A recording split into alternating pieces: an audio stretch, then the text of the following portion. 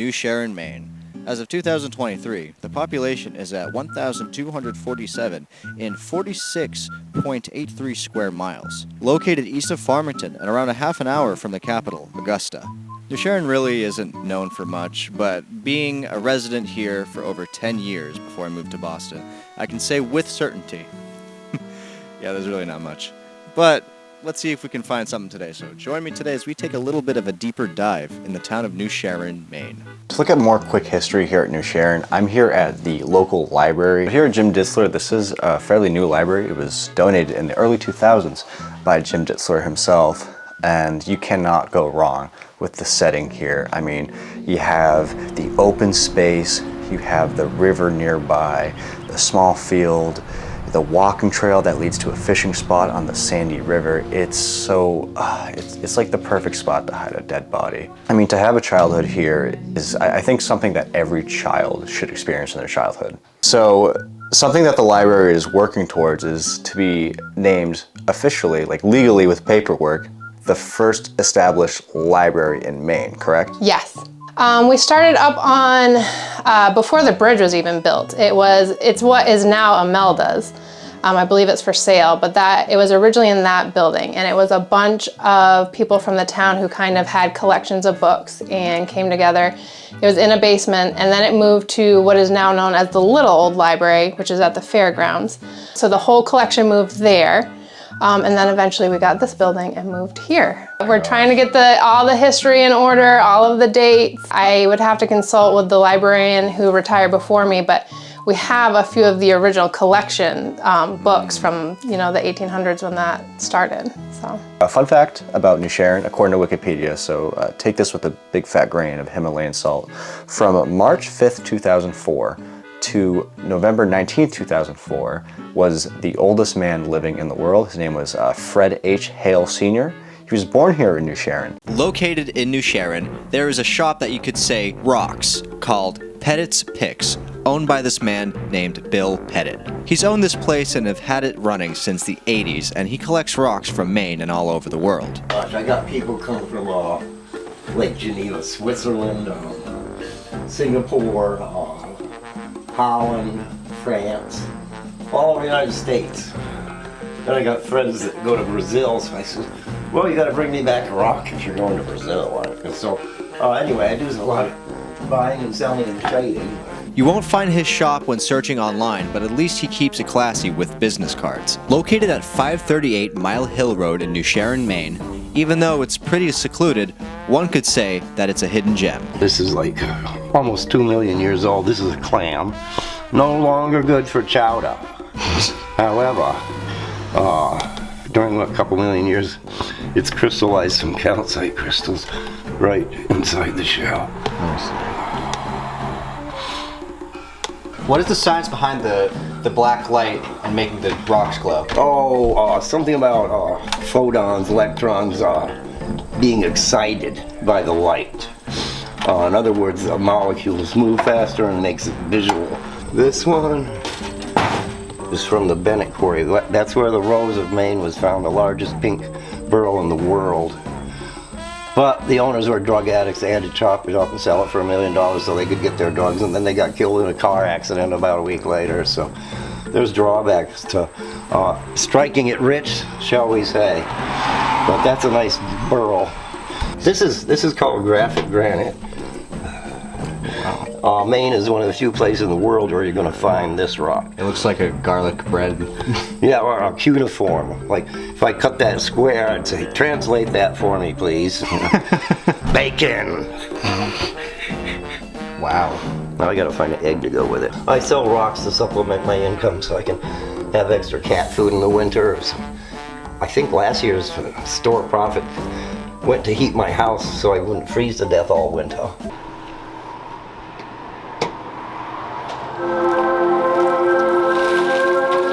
What kind of spaceship sound is that? No, it sounded like when you open up an Apple computer. Yeah. I was like, what?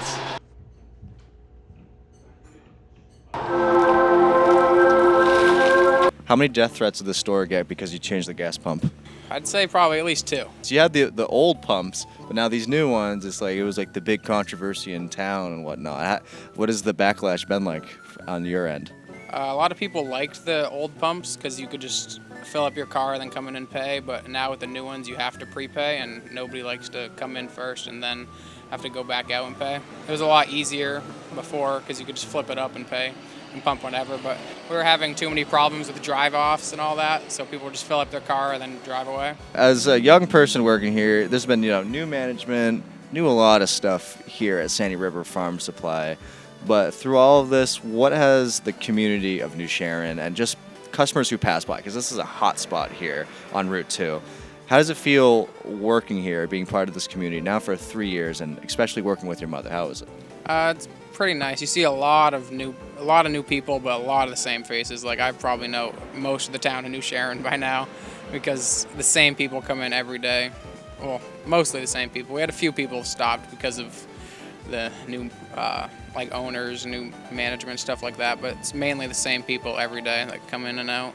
Aren't the new owners from like India or Pakistan? I think it's India, yeah. I worked at Doohan's. It's owned by the same people, if I'm not mistaken. When I worked there a few summers ago, and because I have olive skin, and I was working there. It was in the summer, and I've had a couple customers ask me if my family owned the place. I asked the librarian if she had any books or pictures to show me of the early settlement here of New Sharon, and quite surprisingly, they had a whole shelf of old records from the 1800s and even old photos that they found as well. From what I've gathered, apparently New Sharon was formed from a settlement in 1782, but was officially incorporated in 1794 from Unity Plantation because it was, and it still is, recognized highly due to the content of its soil. That's why there's so many gardens and so many farms within the area. And 2 of those farms that we're going to be visiting is Whitewater Farm and Living Acres Farm. Something that I've noticed with Whitewater Farm is that you guys love to work with the Amish community, basically down the street. How good are they as workers? The Amish are great workers. If you hire them to do a job, they're there early in the morning and they'll work till 5 or 6 o'clock at night. But what's it like running this business right on Route 2? How busy does it get, from loading hay, loading seeds, and then you have all the freezers? What's that average workday like here? Well, I'm up here at 7:30 every day because I want to get ready for the day. It's a busy day. Every day's different, but it's during the summer, during corn season, vegetable season, it is crazy. It's wicked busy. A usual number is over 100 customers a day, and they can come 5 at a time, and then you'll have a break, and then you'll have, 1 person. But it's usually the customer count is very high in the summertime. To see that you're carrying that tradition today and whatnot with having rich soil and being a farm, it must feel good to keep that, that old school America. Absolutely. Yes, I'm very much a traditionalist. Served in the military like my dad and my uncles, and proud to be an American. So there's chicken, dairy, natural, and then right here we have our, so this is like our miscellaneous trailer. We have goat food, our lamb food, and then we have over here, we have some beef, and then some more goat, some ewe food, young lambs, and then mothers. If you're feeding anything beef related, so this is our baby beef. And this is really high seller for people that are just starting out, beef cows, things like that. So they grow this for the babies, and then they switch over to a larger, more higher protein. And then we have over here 44 top dressing. That's an added food that you're able to add onto the tops to make sure you get all the right nutrients and supplements into the cows. What does the trailers usually look like at the beginning of the summer? They all packed to the brim, and they slowly disintegrate. Well, actually, if you come every Tuesday, these trailers fill right back up. So wow. This will be full Tuesday. All those trailers will be stacked right to the brim every Tuesday. They get. And I bet the locals know that, and so they come like pigeons, and at the park when you're feeding them bread. Thankfully, they're actually good with that. So they know that. So the locals that really come here, they know that Tuesday's freight day. So they'll try to come on a Wednesday. Oh, So like they okay. won't try to make us load. That's fine. That's pretty friendly, actually. Oh yeah, it actually it's is very really cool. Yeah, it's a good system that they got worked out here for sure. Living Acres has supplied the locals of the Franklin County area with fresh soil and produce for 40 years. Run by a married couple, Tony and Kathy, they make sure that they produce the best produce and soil for their customers and local vendors. What was the mission you two had in mind when establishing Living Acres? Well, actually, Stu and Gail Mayo established the company back in 1980, and we've tried to carry on their mission, which was to provide healthy products, help people grow healthy food without the use of pesticides. But I mean, chemical fertilizers is part of the picture, but it's the pesticides that are especially concerning because they are a class of nerve poisons and hormone disruptors. And there was a church connection too. I think a lot of it was sort of based around our faith and wanting to provide a way for people that we knew to work together and to be together and do something meaningful for work. And it's been 40 years now. It's a long time for just two people running a local business. What keeps you going for this long? The demand of the product is one side. And the customers. And the customers that you So- know over the years, some of the businesses we've had for almost all those years. Kathy has customers here in the greenhouse that she's had for 30 years or more, and she doesn't get to see the soil customers as much as I do because I do a lot of the deliveries, and that is a like sales trip network, FaceTime with each other, communicating about product and about farming in general, and I learned so much from them that I'm able to a source for other people too, sharing ideas that I've learned from the farmers we work with. What is the secret for producing top-notch soil?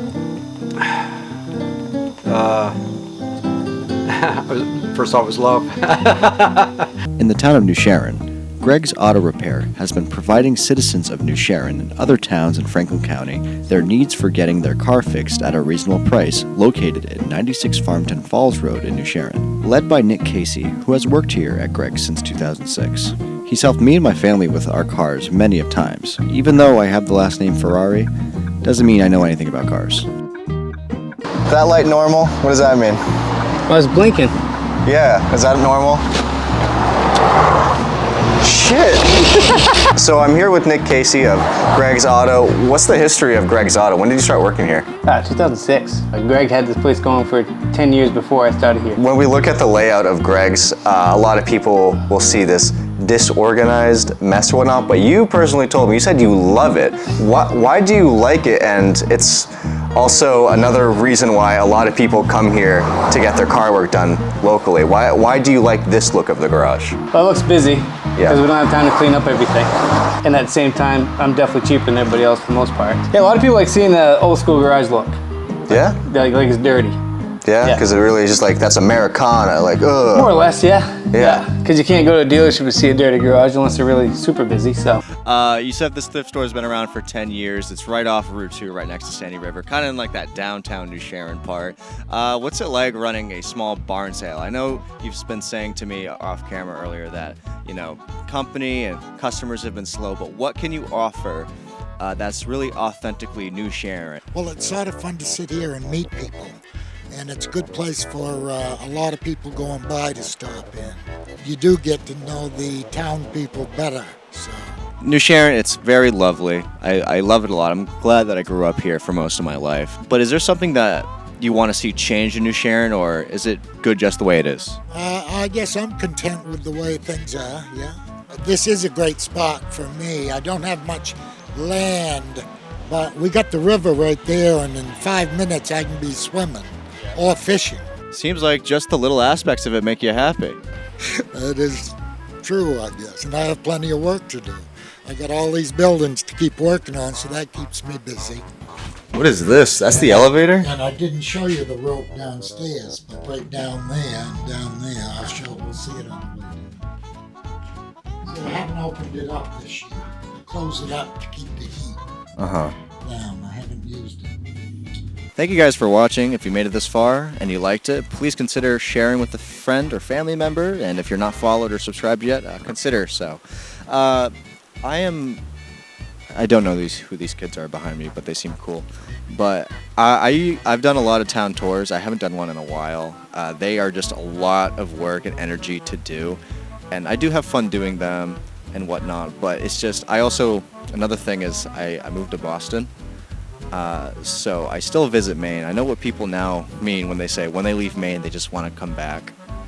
I'm unfortunately a first-hand victim of that, but I still want to do the town tours when I have the time. I still want to do my videos here in Maine as well as Boston.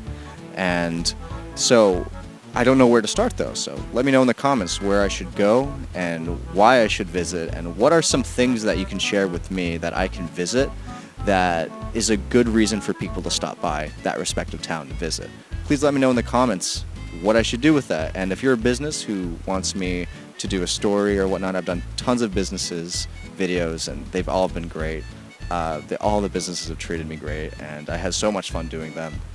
So if there's a town or a business or an event that I should cover, and if I have the time off from work and it lines up with my schedule or I can make time for it, I'll definitely consider it.